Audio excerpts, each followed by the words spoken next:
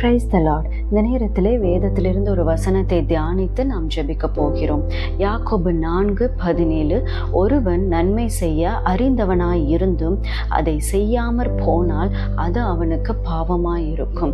இந்த வார்த்தையின்படி நமக்கு நன்மைகள் செய்வதற்கு அறிவு இருந்தாலும் ஞானம் இருந்தாலும் நாம் சில நேரத்திலே கர்த்தருடைய ஆலோசனைக்கு மாறாக நடந்து கொண்டிருக்கும் பொழுது அதுவும் பாவமாக தான் இருக்கும்.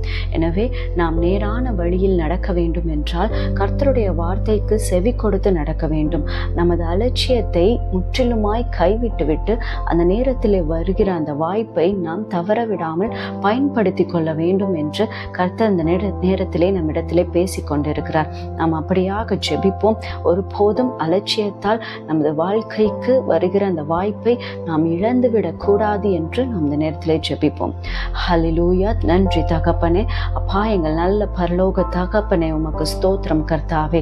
அப்பா, அந்த நேரத்திற்காக உமக்கு நன்றி செலுத்துகிறோம் ஆண்டவரே.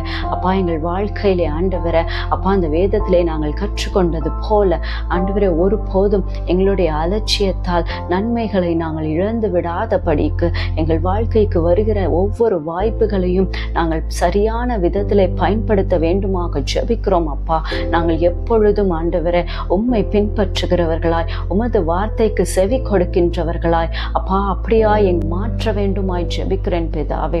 இயேசுவே, நீர் அப்படியாக மாற்றப் போவதற்காக நன்றி. எங்கள் வாழ்க்கையின் பாதையிலே நீர் மட்டும் உமது சித்தத்தை வெளிப்படுத்த வேண்டுமாக ஜெபிக்கிறேன் பிதாவே. எங்களுடைய சித்தங்கள் எதுவும் இல்லாமல் அப்பா உமது சித்தங்கள், உமது வழிகளை நாங்கள் கடைபிடித்து நடக்க வேண்டும். எங்களுடைய அலட்சியத்தால் எந்த நேரத்திலும் ஆண்டவரே அப்பா எந்த ஒரு தீமையும் நிகழாதபடி, எங்கள் குடும்பத்திற்கு நிகழாதபடி ஆண்டவரே ஆசீர்வாதத்தை நீர் பெருக செய்யும்படி ஜெபிக்கிறேன்.